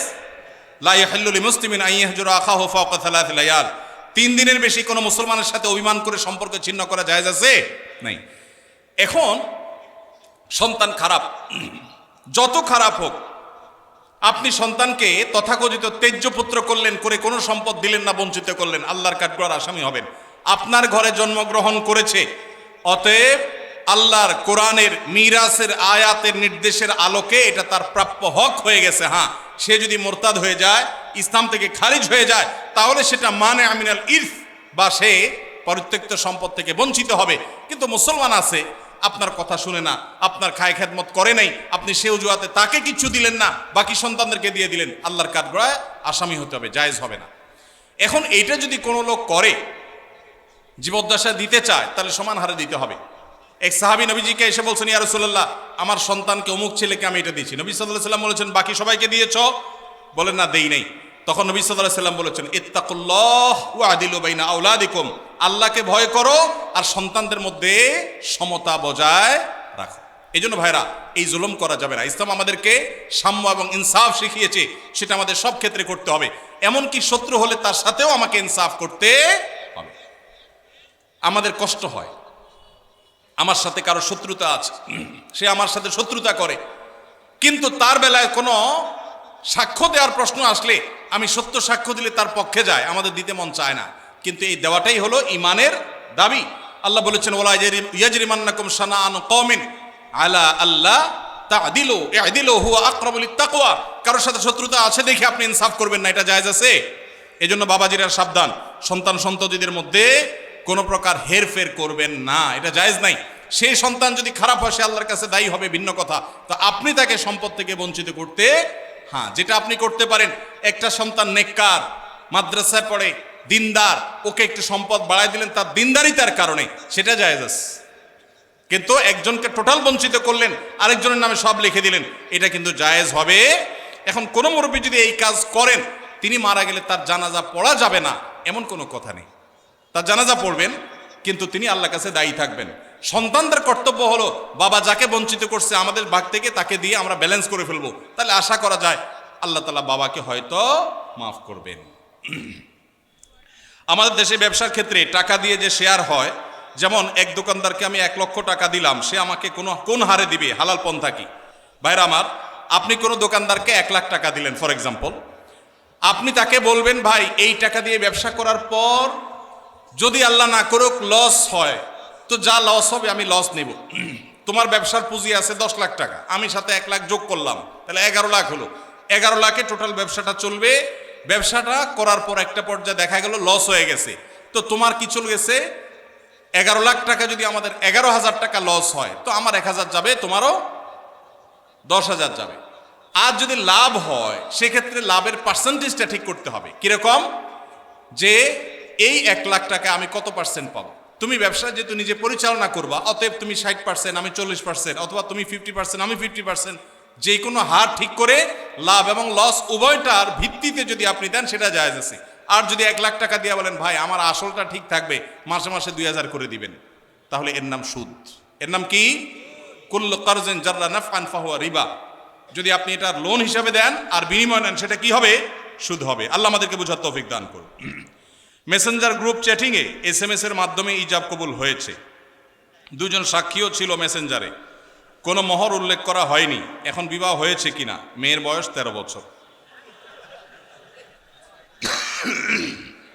আজকাল আমাদের অনেক যুবকরা আল্লাহর শরীয়তের সাথে তামাশা করে। তামাশা, এগুলো আল্লাহর শরীয়তের সাথে কি তামাশা? দিন কোনো ফাইজলামির নাম না ভাইরা আমার, সিরিয়াস ইস্যু। অনেকে আল্লাহকে সাক্ষী রেখে বিয়ে করে, এটা হলো অতি ভালো সাজা। অতি ভালো সাজা তো চোরের আলামত। এত মানুষ থাকতে, আল্লাহর বান্দা থাকতে, আপনি আল্লাহরে কেন সাক্ষী বানাচ্ছেন? এই বিয়েগুলো বিশুদ্ধ নয়, এগুলো বিশুদ্ধ নয়, এগুলো জেনা হবে। বিবাহের জন্য 2 জন সাক্ষীর উপস্থিতি, ইজাব কবুল থাকতে হবে। এই মেয়ে, বাচ্চা মেয়ে, তার বাবা কোথায়, মা কোথায়, অভিভাবক কোথায়, কোথাকার মেয়ে, জেনা করতে গিয়ে অনেক যুবককে শয়তান নেক্সুরতে ধোকা দেয়। তারা মনে করে আমরা হালাল করছি, অথচ তারা জেনায় লিপ্ত আছে। আল্লাহ আমাদের যুবক ভাইদেরকে হেদায়েত দান করুন। এগুলো জায়েজ নাই ভাই। কোনো একদল লোক অস্থায়ীভাবে কোনো এক অফিসে অবস্থান নিয়েছে, নিরাপত্তাজনিত কারণে তারা জুমার নামাজের জন্য পার্শ্ববর্তী মসজিদে না গিয়ে স্বস্থানে জুমার নামাজ আদায় করে। এখন জানার বিষয় হলো তাদের জুমার নামাজ সহি হয় কিনা। ভাইরা আমার, কোথাও যদি কেউ এরকম নিরাপত্তাহীনতা অনুভব করেন যে আমি জুমার নামাজ পড়তে গেলে আমার বিপদ হবে, দেখতে হবে ইস্যুটা কি ধরনের। এখন একজন চুরি করে পালাইছে, একজন সন্ত্রাসী করে পালাইছে, মানুষ খুন করে পালাইছে, ধরা পড়বে এই বয়সে জুমার নামাজ পড়তেছে না, এটা তো ভিন্ন জিনিস। কিন্তু কেউ এমন কোন পরিস্থিতিতে আছে যে সে বের হলেই তার জীবন হুমকির মধ্যে পড়বে, তখন তিনি বাসায় নামাজ পড়লে নামাজ হয়ে যাবে। আর জুমার নামাজ যদি তিনি জামাতের সাথে কোনো বাসায় পড়েন, তো জুমার নামাজ কোনো ভাষায় করার জন্য শরীয়তে অনেক শর্ত আছে, সেই শর্তগুলো না পাওয়া গেলে দু চারজন মিলে জুমার নামাজ শুরু করে দিলে নামাজ হয়ে যাবে, এত সোজা না। এ বিষয়ে পুরো ডিটেইল অবস্থাটা জানা দরকার যে আসলে কোন সিচুয়েশন, পরিস্থিতি কি, তারপরে মাসালা উত্তর দেওয়া সহজ হবে। আমি এখন যদি বলি তাহলে সেক্ষেত্রে সেটা অপূর্ণ থাকবে। এই জন্য এই মাসালাটাও কোনো দক্ষ বিদগ্ধ আলেমের সাথে দেখা করে বা ফোনে যোগাযোগ করে ডিটেইল বলে তারপর উত্তর নেবেন। এটা আমি স্কিপ করলাম, উত্তর দিলাম না। আমার এক সহকর্মী দাঁড়িয়ে ছোট ছোট করে রাখে, এ ব্যাপারে তাকে নিষেধ করলে সে হেসে এসে বলে এতে কোনো সমস্যা নেই। এ ব্যাপারে শরীয়তের হুকুম কি? এই ব্যক্তি এখানে উপস্থিত আছে, দয়া করে কিছু বলে শাসন করে দেন। আসামি হাজির। ভাইরা আমার, দাড়ি লম্বা করা এটা নবী সাল্লাল্লাহু আলাইহি ওয়াসাল্লামের নির্দেশ। তিনি বলেছেন আফুল্লুহা আরখুল্লুহা, তোমরা দাড়িকে ছেড়ে দাও। দাড়িকে ছেড়ে দিতে বলেছেন, লম্বা করতে বলেছেন। সাহাবীদের মধ্যে এক মুষ্টির পরে, বুখারীর হাদিসে এক মুষ্টির পরে অতিরিক্ত অংশ কাটার বিষয়টা সাব্যস্ত আছে। এর আগে এক মুষ্টির আগে সাহাবীদের কারোর কাছ থেকে, নবী সাল্লাল্লাহু আলাইহি ওয়াসাল্লাম থেকে কোনো হাদিসে দাড়ি কাটা ছাটার কোনো প্রমাণ নাই। এই জন্য সারা বিশ্বের প্রায় সব উলামায়ে ইকরাম একমত যে দাড়ি লম্বা করা ওয়াজিব। কিছু ইখতিলাফ আছে, আরবের কিছু আলেমদের ভিন্ন মত আছে। বেশিরভাগ আলেমদের মতে হলো দাড়ি লম্বা করা কি ওয়াজিব। ইজিপশিয়ান কিছু আলেমদের ভিন্ন মত আছে, আরো কিছু আলেমদের ভিন্ন মত আছে, বাকি মেজরিটি আলেমদের মত হলো ওয়াজিব। আমরা বলি দাড়ি রাখা সুন্নত, সেটা সুন্নত এই অর্থে নবীজিও দাড়ি রেখেছেন, সেই হিসাবে সুন্নত। কিন্তু তিনি নির্দেশ করলে সেটা কি হয়ে যায়, সেটা আমভাবে ওয়াজিব হয়ে যায়, সেই হিসাবে দাড়ি রাখা ওয়াজিব। অতএব ভাই, যদি কেউ মনে করে দাড়ি না রাখলে সমস্যা নাই, তার কাছে সমস্যার ডেফিনিশনটা কি, সংজ্ঞাটা কি? কেউ তো বলতে পারে নামাজ না পড়লেও সমস্যা নেই, কিন্তু একজন মুসলমান মনে করবে আল্লাহর নবীর ওয়াজিব তরক করলে সমস্যা আছে না নাই? আছে। কিয়ামতের ময়দানে তার জন্য জবাবদিহি করতে হবে কি হবে না? হবে। তবে আমাদের ভাই কেউ হয়তো খোঁচা খোঁচা দাঁড়িয়ে রাখা শুরু করেছেন, আমরা তাকে অ্যাপ্রিসিয়েট করব, আমরা তাকে দূরে সরাবো না। আলহামদুলিল্লাহ ভাই শুরুটা করে দিয়েছেন, ইনশাআল্লাহ আল্লাহ এটাতে বরকত দিবেন। আমরা তাকে এটাকে লম্বা করার জন্য নসিহা করব। তবে সেই সাথে এটাও আমাদের মাথায় রাখতে হবে, দাড়ির চাইতে অনেক ইম্পর্টেন্ট নির্দেশ আছে আল্লাহর, যেগুলো আমরা অহরহ লঙ্ঘন করি। আছে না নাই? এটা শুনে আবার বেদাড়ি আল্লাহ একটু খুশি হয়ে গেছে, যাক আমাদের পক্ষে একটু আসলো। ভাইরা আমার, দাড়ি রাখা ওয়াজিব সেটা নিয়ে কোনো আলাপ নাই, সেটা নিয়ে কোনো ছাড় নাই। কিন্তু পাশাপাশি আমাদের এটাও মাথায় রাখতে হবে যে আল্লাহর অন্যান্য ফরজ বিধানগুলো মানতে হবে। অনেকে লম্বা দাঁড়িয়ে আছে, মুখ খারাপ করে, আছে না নাই? বাংলা একটা প্রবাদ আছে, হাজী সাহেবের মুখ খারাপ। কি বলে? হাজী সাহেবের মুখ খারাপ। এই লম্বা দাড়ি নিয়ে মুখ খারাপ করে কি করে না? এই লম্বা দাড়ি নিয়ে দোকানদার দেশি মশারি আর ইন্ডিয়ান মশারি মিশায় দেশি মশারি তেল বলে বিক্রি করে কি করে না? তাহলে দাড়ি আছে, তিনি ওয়াজিব আমল করেছেন, সবও পাবেন, কিন্তু যেই কাজটা করছেন ওইটা দাড়ি রেখে যে সব পাচ্ছেন তার চেয়ে অনেক বেশি ক্ষতি তিনি করছেন ওই কাজটা করে। ঠিক না ভাই? ঠিক। এই জন্য আমাদের পরিপূর্ণভাবে দিনে প্রবেশ করতে হবে, আল্লাহ আমাদেরকে তৌফিক দান করুন। কিন্তু সেই সাথে দাড়িও লম্বা করার চেষ্টা করতে হবে। কিন্তু কোনো ভাই করছেন না, আমরা বেশিরভাগ মানুষ অন্যকে নিয়ে পড়ে থাকি। একটা বড় মুসিবত হলো বাংলাদেশে মানুষের, আমরা অন্যের চরকায় তেল একটু। আমাকে আল্লাহ দাড়ি রাখার তৌফিক দিয়েছে, আলহামদুলিল্লাহ। আমি এখন চিন্তা করবো আমার আখলাকটা ঠিক হয়েছে কিনা, আমি বউরে বাসায় গালি দিই কিনা, আমি কর্মচারীদের সাথে চালের মতো ব্যবহার করি কিনা, আমি মানুষের হক মারি কিনা, আমি দেখবো আমার বাকি আর কোথায় ল্যাকিংস আছে সেটা আমি দূর করব। আমি দাঁড়িয়ে আছে, এই জন্য যার দাড়ি নেই তারে খোঁচা মারি করি আমি, এটা তো কোনো মুসলমানের কাজ হতে। আমি চাইবো আমার ভাইয়ের দাড়ি লম্বা হোক, কিন্তু সেই সাথে আমি চাইবো আমার আরো যে দুর্বলতা আছে সেগুলো যেন দূর হয়। আল্লাহ আমাদেরকে আমলের তৌফিক দান করুন। আমার নাম মোহাম্মদ জাকির হোসেন, আমি সিরাজউদ্দিন সড়ক টাউন হল বরগুনার নিবাসী। আমি বর্তমানে সৌদি আরবের দাম্মামে থাকি। আহমদুল্লাহ হুজুর, আপনার কাছ থেকে আমি জানতে চাই, কোম্পানির ডিউটি করতে গিয়ে যে হাম্মাম ব্যবহার করি, হাম্মাম মানে টয়লেট, ব্যবহার করি তাতে অনেক সময় নাপাক পানির ছিটকে পেছনের অংশে অর্থাৎ পাছায় লেগে যায়। এই শব্দ না লিখলেও হইতো রে ভাই, যতটুকু বুঝতে পারি ধুয়ে ফেলি, কিন্তু এই নাপাক পানি প্যান্ট বা শার্টে লাগার সম্ভাবনা 100 ভাগ। আমার এই পরিস্থিতিতে প্যান্ট ছাড়া নামাজ পড়ার কোনো উপায় নাই, তারপরও আমি এই অবস্থায় 5 ওয়াক্ত নামাজ পড়ি এবং আল্লাহর কাছে কান্নাকাটি করি, আমার নামাজ কবুল হবে কিনা? ভাইরা আমার, খুব দরকারি প্রশ্ন। আজকাল আমরা হাই কমোড ব্যবহার করছি অনেকেই, তাই না? হাই কমোডে বিশেষ করে এই সমস্যাটা হয় যে আপনি মলমূত্র ত্যাগ করেছেন, নিচ থেকে ছিটে এসে উপরে পড়েছে। বড় ছিটা যদি পড়ে তাহলে ওইটা আপনাকে পানি দিয়ে ধুইতে হবে। কিভাবে ধোবেন? ওই যে স্প্রে করছেন, সেই স্প্রে পেছনের অংশে, কোমরের অংশে আপনি স্প্রে করে ভালো করে ধোবেন, ব্যাস যথেষ্ট। আর যদি সামান্য ছোট ছোট ছিটা আসে, যেমন পেশাব করতে গেছেন, শুয়ের আগায় যে পরিমাণ পানি থাকে ওই পরিমাণ ছিটা পেশাবের আসছে, তাহলে তাতে ইনশাআল্লাহ নাপাক হবে না। অনেক সময় দেখা যায় পেশাব করলে শীতের দিন বাষ্প হয়ে ওই বাষ্পটা কাপড়ের শরীরে মিশে, এতেও কাপড় শরীর নাপাক হবে না ইনশাআল্লাহ।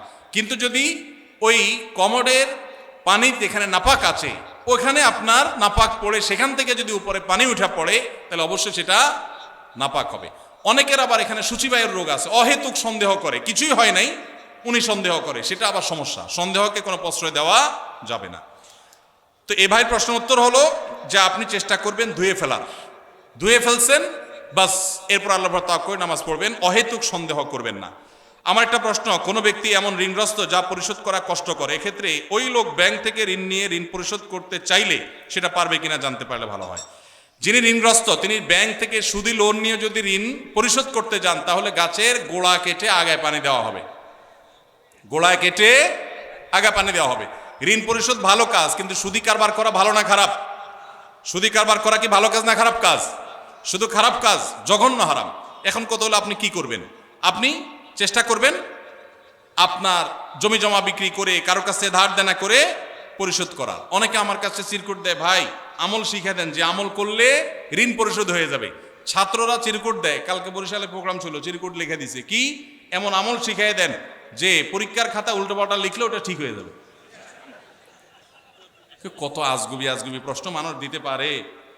আমি এই প্রশ্ন দেখে বললাম, এই প্রশ্ন বলতেছে এটা একটা ফাঁকিবাজ ছাত্র।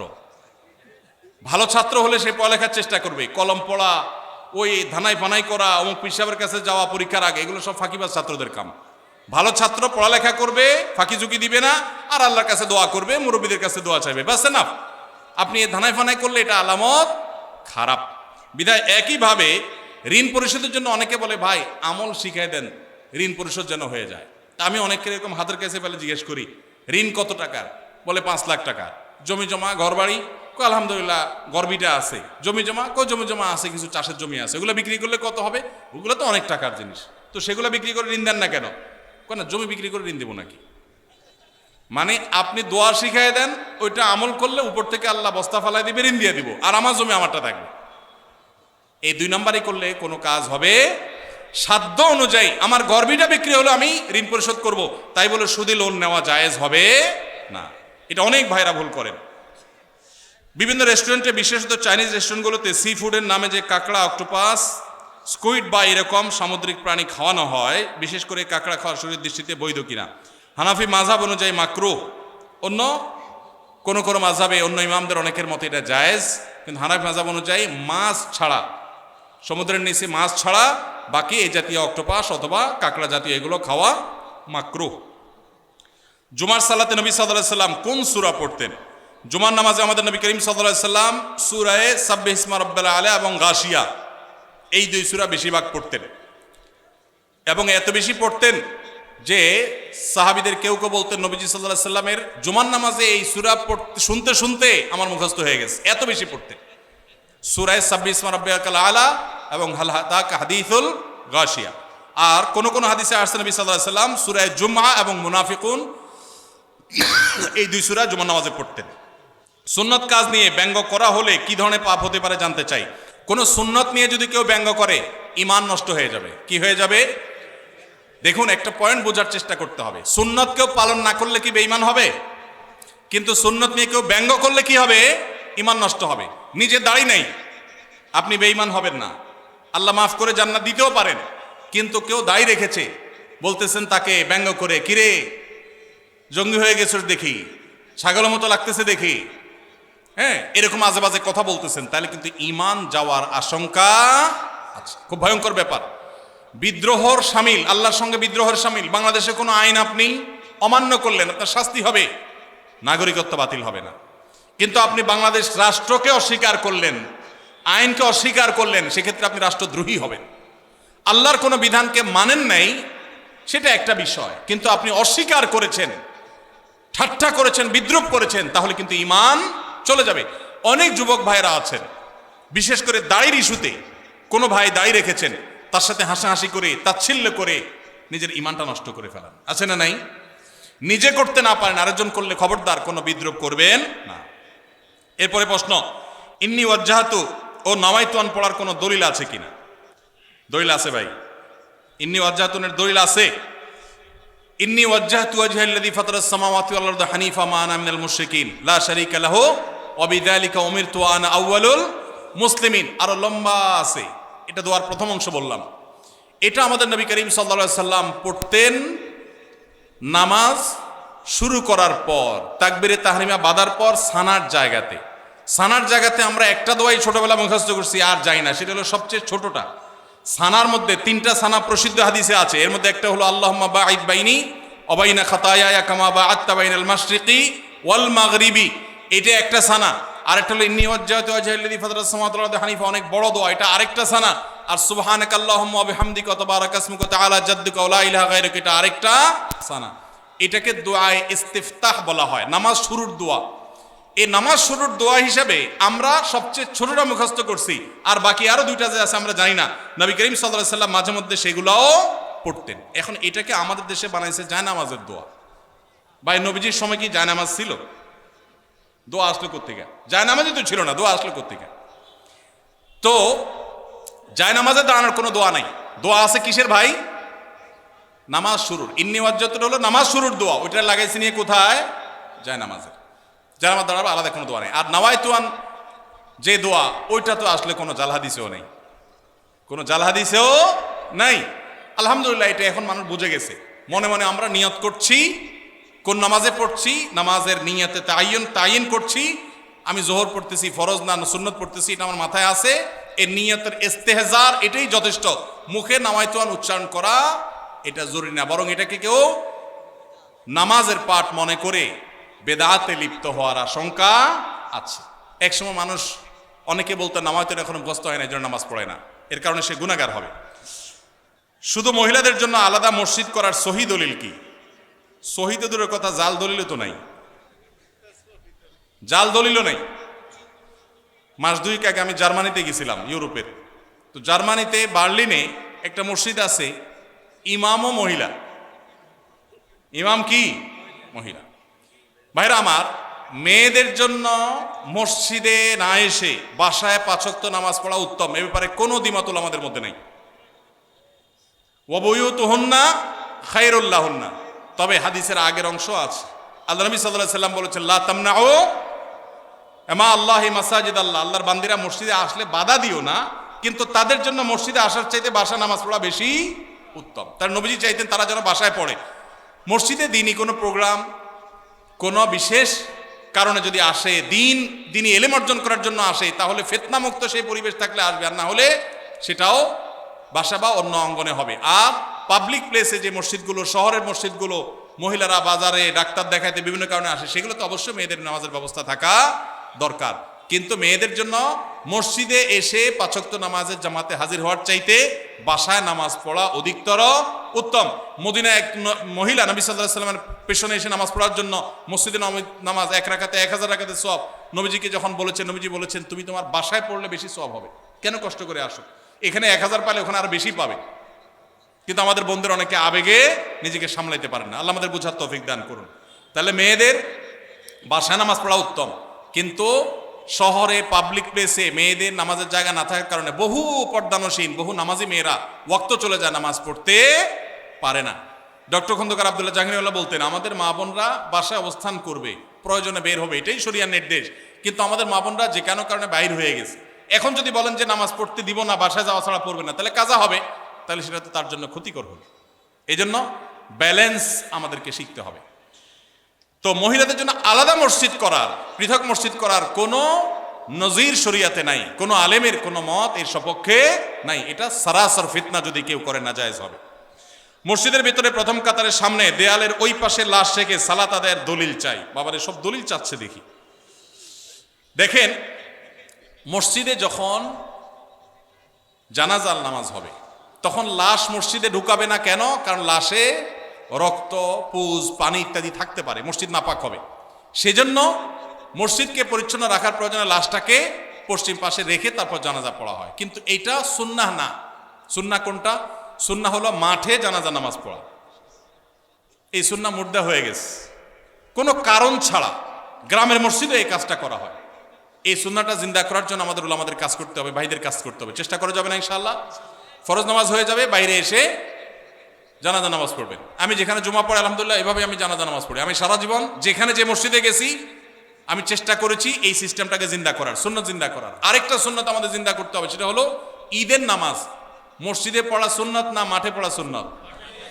ঈদের আনন্দই মাটি হয়ে গেছে পোলাপালেন এখন মসজিদে মসজিদে ঈদের নামাজ পড়ে। আমি আমার শৈশবের কথা মনে পড়ে, একটা ঈদগাহ ছিল আমাদের পুরো ইউনিয়নে, অনেক দূর থেকে সেখানে যেতাম, যে আনন্দ পেতাম। এখন ঘরে ঘরে মসজিদে মসজিদ ঈদের নামাজ। কেন? কারণ কেউ কারোর মানতে চায় না। আরেকজন ঈদগাহে গেলে তো নিজের মাতবরি থাকে না, জন্য সব মসজিদ আলারাই মাতবরি করতে চায়। মসজিদে ঈদের নামাজ পড়া সুন্নার খেলাফ। হ্যাঁ, কোনো শহরে ওইরকম পর্যাপ্ত মাঠ নাই, তাহলে মসজিদে পড়েন। রাস্তা বন্ধ করে নামাজ পড়ার চাইতে মসজিদে পড়া ভালো। ইয়াকুমুল জুলুস আলা তারিক, নবীজি রাস্তা বন্ধ করতে নিষেধ করেছেন, সেটা করবেন না। কিন্তু তাই বলে মসজিদ বাদ দিয়া, মাঠ বাদ দিয়া বিনা কারণে মসজিদে ঈদের নামাজ পড়বেন না, উন্মুক্ত জায়গা পড়বেন। এই সুন্নাহটাও জিন্দা করা দরকার। ঈদের যে আনন্দ সেটা এখন নাই। পোলাপান বসে বসে মোবাইল টিপে আর মসজিদে ৫ ওয়াক্ত পড়ে, ঈদও পড়ে, আলাদা কোনো আনন্দ পায় না। ঈদগাহে যাওয়ার যে আনন্দ ওইটা কখনো মসজিদে আদায় হয় না। এই সুন্নাহটা আমাদের উলামারা চাইলে জিন্দা করতে পারেন। অনেক মাঠ আছে কিন্তু চেষ্টাও করে না অনেকে। ভাই শেষ করা দরকার, জাযাকুমুল্লাহ খাইর, শেষ করা দরকার ভাই। অনেক রাত হয়েছে, আমি তো খেয়ালই করলাম না। হ্যাঁ, 10:30 পর্যন্ত 7 মিনিট আছে হায়াত। আচ্ছা ঠিক আছে। বাঙালি ওয়াজ শোনার উস্তাদ, আমলের বেলায় ঠনঠন হলে কি হবে? ওয়াজে উস্তাদ। ফজর নামাজ জামাতের সাথে পড়ার পাক্কা নিয়ত আছে কার কার? হাত তোলেন। আল্লাহ আমাদের সবার হাতগুলোকে কবুল মঞ্জুর করুন। পাক্কা নিয়ত যে করছেন, এটা বাস্তবায়ন করার জন্য অ্যালার্ম দিতে হবে ডাবল ট্রিপল করে। মোবাইল আবার দূরে রাখতে হবে, যেন বন্ধ করে আবার শুয়ে না যান। আর আরেকটা নামাজি বন্ধুকে বলতে হবে, দোস্ত তুই আমারে ফোন দিবি, আমি তোরও ফোন দেবো। চেষ্টা করা যাবে না ইনশাআল্লাহ? আল্লাহ আমাদের তৌফিক দান করুন।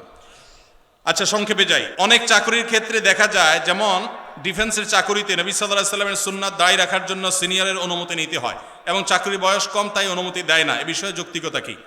দেখুন, ভারতে ডিফেন্সে আমরা দেখি শিখরা তাদের পাগড়ি পরে তারপরে সেখানে তারা ডিউটি করতে পারে।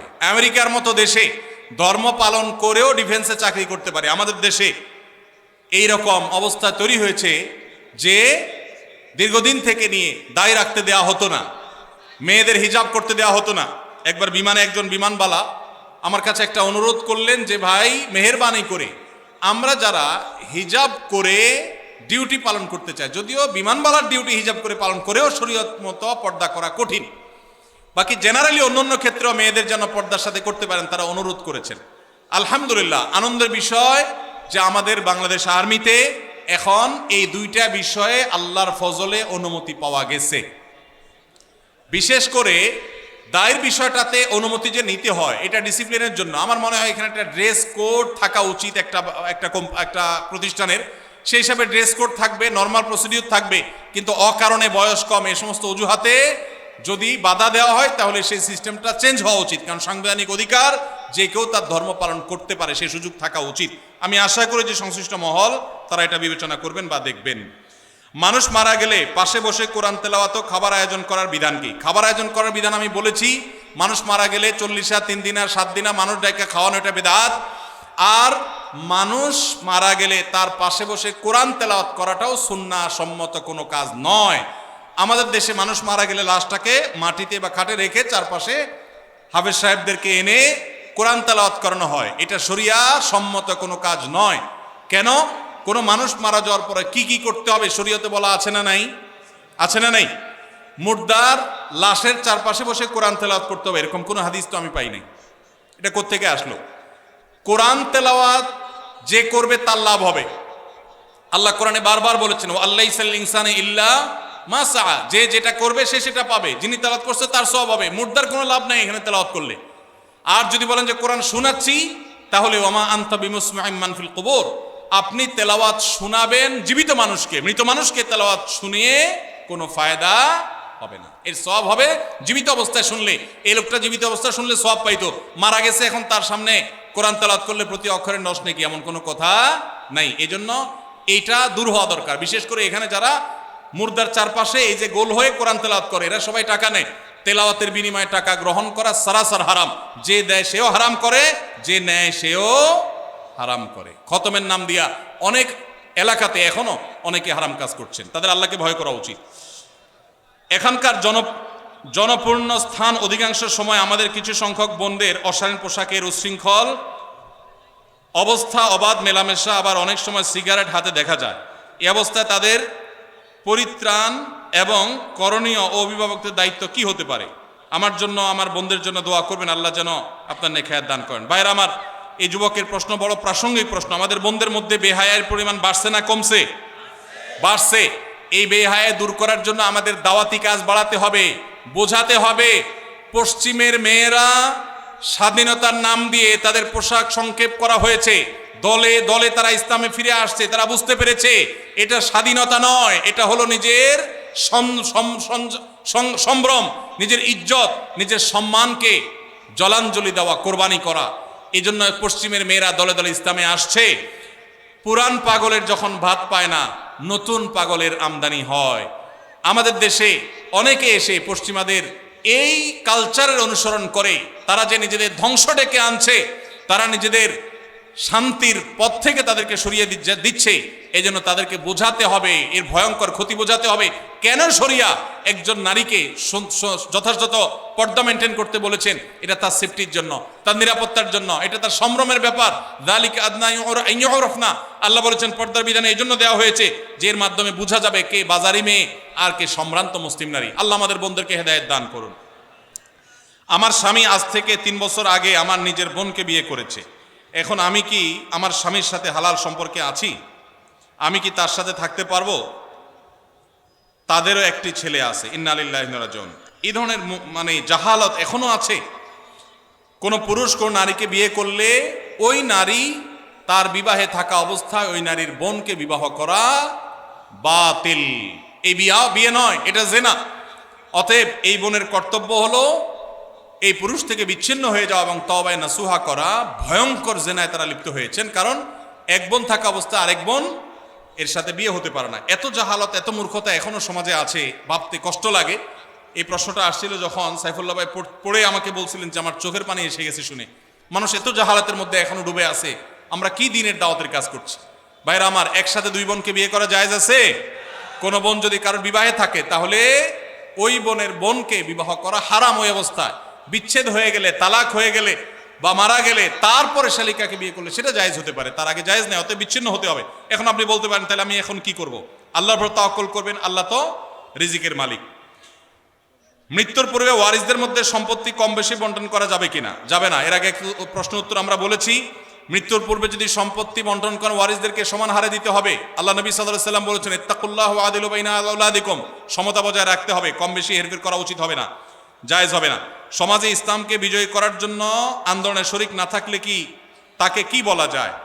কোনো ব্যক্তি যদি আল্লাহর দিন, আল্লাহর বিধান, আল্লাহর আইন অনুযায়ী গোটা দেশ, সমাজ, রাষ্ট্র আমি নিজেও পরিচালিত হতে চাই, এই আকাঙ্ক্ষা লালন না করে, তাহলে সে নিজেকে মুসলমান দাবি করার কোনো নৈতিক অধিকার নেই। ইসলাম এত গোলালু না যে নামাজ কালাম পড়লেন আর শরিয়া দ্বারায় শাসিত হওয়াটাকে পছন্দ করলেন না। এই অপছন্দ করাটা আপনাকে বেঈমান পর্যন্ত বানাতে পারে। ভাইরা আমার, আল্লাহর বিধান অনুযায়ী আমি চলতে পারছি না, এটা আমার একটা ত্রুটি। আমি হয়তো মনে করছি যে আমি পারতেছি না, চেষ্টা করব, কখনো পারবো, ঈমান থাকবে। আর যদি কেউ মনে করে না ওইটা এখন চলেই না, ওইটা দিয়ে এখন চলবে না, তাহলে সেক্ষেত্রে সে বেঈমান হয়ে যাবে। এজন্য আল্লাহ বলেছেন ওমাল্লাম ইয়াহকুম বিমা আনজালাল্লাহ ফাউলাইকা হুমুল ফাসিকুন। আবার আরেক জায়গায় বলেছেন ফাউলাইকা হুমুল। এইটা যদি অবিশ্বাসের জায়গা থেকে হয় যে না আল্লাহ শরীয়ত এখন আর চলে না, ইসলামীর দিন অনুযায়ী আইন অনুযায়ী কি চলে এখন, তাহলে সে বেঈমানি হয়ে যাবে। আর যদি কেউ মনে করে না চলা উচিত কিন্তু আমরা পারতেছি না, আমাদের দুর্বলতা, তাহলে সে বেঈমান হবে না। আল্লাহ আমাদেরকে বুঝার তৌফিক দান করুন। বহু মানুষ আছেন মনে করেন শুধু নামাজ রোজা পড়লাম আর আমি আল্লাহর বিধান আল্লাহর আইন এগুলোর কোনো আকাঙ্ক্ষা অন্তত রাখলাম না, সে মুসলমান নিজেকে দাবি করার কোনো নৈতিক অধিকার নাই। প্রচলিত জন্ম নিয়ন্ত্রণ পদ্ধতি ব্যবহার করলে সন্তান হত্যা শামিল হবে কিনা? জি না ভাই, প্রচলিত জন্ম নিয়ন্ত্রণ পদ্ধতি ব্যবহার সব করলেই যে সন্তান হত্যার শামিল হবে তা নয়। তবে যদি কেউ সন্তান গর্ভে ধারণ করার পর সেই সন্তান নষ্ট করে তাহলে সেই সন্তান হত্যা করার শামিল হবে। আর আগে থেকে যদি জন্ম নিয়ন্ত্রণ করে, অস্থায়ী জন্ম নিয়ন্ত্রণ যদি করে, সেটা জায়েজ হবে এই শর্তে যে এই মুহূর্তে সন্তান নিলে মায়ের বা সন্তানের স্বাস্থ্যের জন্য হুমকি হবে অথবা প্রতিপালন করার পরিবেশ নাই, যৌক্তিক কোনো কারণে যদি না গ্রহণ করে আপাতত বিরতি দেয়, এটা জায়েজ আছে। আর যদি কি খাওয়াবো এই চিন্তা, চাকরি নাই এখন সন্তান নেব কিভাবে, একটা আছে আরেকটা হলে কোত্থেকে খাওয়াবো এই চিন্তায় করে, তো আল্লাহ বলেছেন লা তাকতালু আওলাদাকুম খাশিয়াতা ইমলাক, খাদ্যের ভয়ে রিজিকের ভয়ে সন্তান হত্যা করবে না, এটা না জায়েজ। আর স্থায়ীভাবে জন্ম নিয়ন্ত্রণ করলে সেটাও না জায়েজ। মা সন্তানদের বঞ্চিত করে সম্পত্তি ভাইদের লিখে দিলে এটা কি ঠিক হবে? এটা অবশ্যই জুলুম হবে, একটু আগে আমরা বলেছি।